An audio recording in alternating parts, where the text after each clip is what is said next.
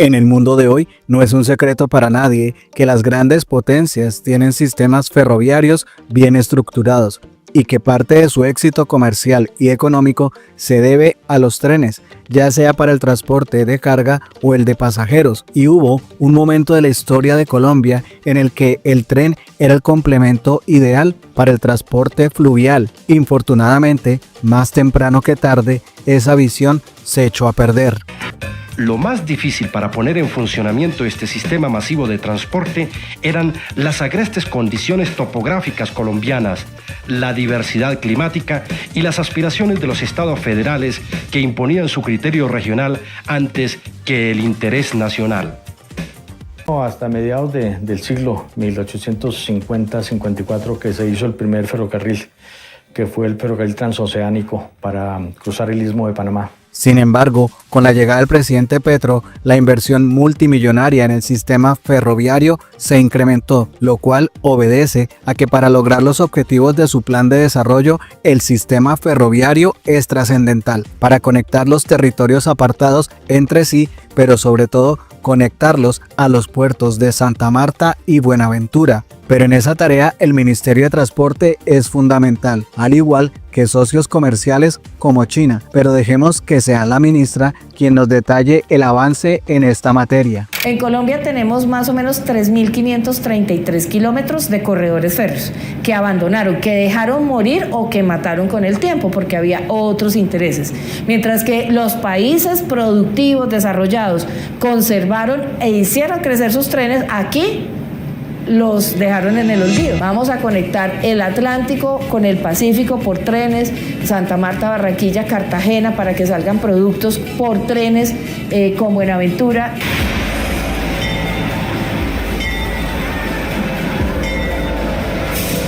Entonces, ese corredor Dorada-Chiriguaná, en esa apuesta grande de conectividad férrea, cumple el papel estratégico de ser como la columna vertebral. Primero porque son 526 kilómetros, es bastante.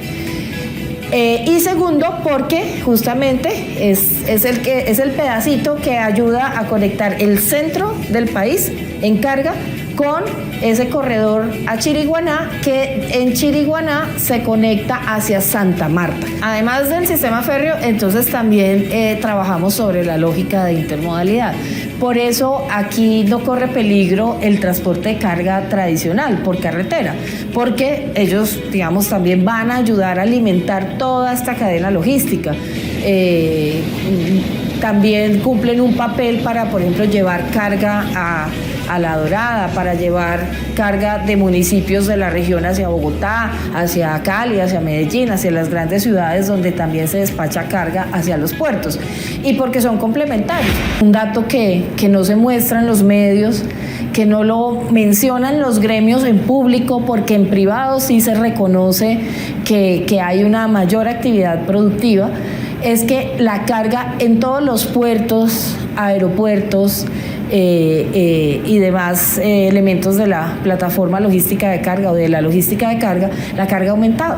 Nosotros tenemos informes de la Superintendencia de Transporte que muestra cómo en Barranquilla, en Buenaventura, en los demás puertos de exportación del país, la carga ha aumentado significativamente. Entonces también pasó en este corredor férreo, y la proyección es que, por supuesto, esto se multiplique hasta por 20 en el mediano plazo. O sea que en un mediano plazo estemos hablando de que por ese corredor Dorada-Chiriguaná, si seguimos construyendo esa red, llegue a movilizar 5 millones de toneladas al año, que es una cifra impresionante. Estamos esperando que verdaderamente llegue nuevamente tecnología, trenes nuevos, equipos nuevos, que se corran no un tren diario, sino muchos trenes diarios, que aprovechen este recurso, que se aproveche el recurso que existe en La Dorada, ese punto estratégico que es La Dorada Caldas, donde usted puede traer las cargas y repartirlas Manizales, Ibagué, Bogotá, Medellín. Es un centro, es que La Dorada es el centro del país. Y aquí puede usted concentrar las grandes cargas y mandarlas a cualquier parte del país. ¿Qué pasa con ese 30% o más o menos 1.080 kilómetros que han seguido en funcionamiento? que claro, tienen una tecnología antigua, ahí se mueven 20, 10, 30 kilómetros por hora, que es muy poco, con una capacidad limitada, pero se defienden muy bien y son muy importantes en sus regiones.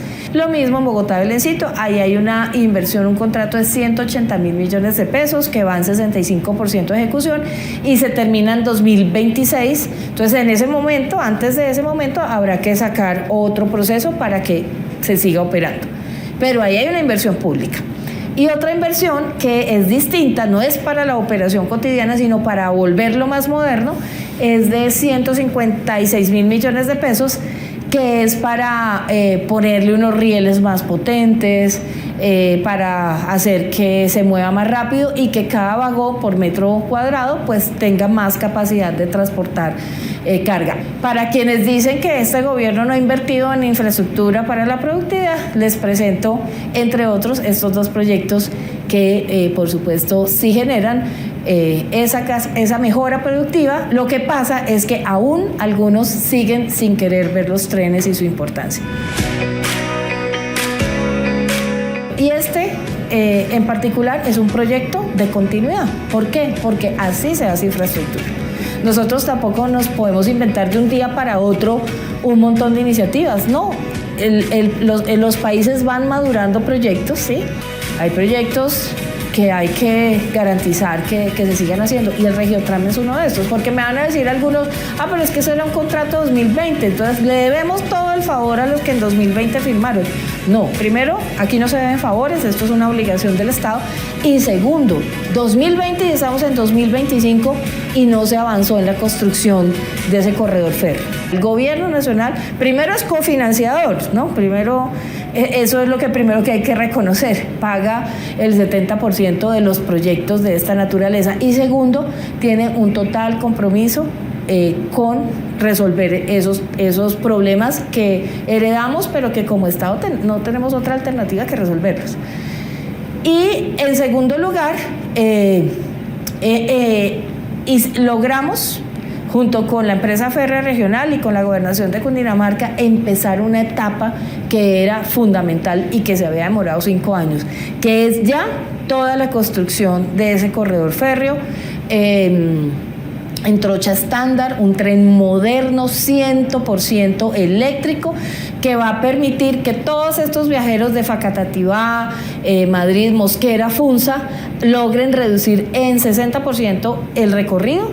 Es un recorrido que se demora 2 horas y media incluso, y ahora la gente lo va a poder hacer en menos de 1 hora, 40, 50, 60 minutos. Aquí son 17 estaciones, 9 en Bogotá, 8 en Cundinamarca, conecta con Bogotá.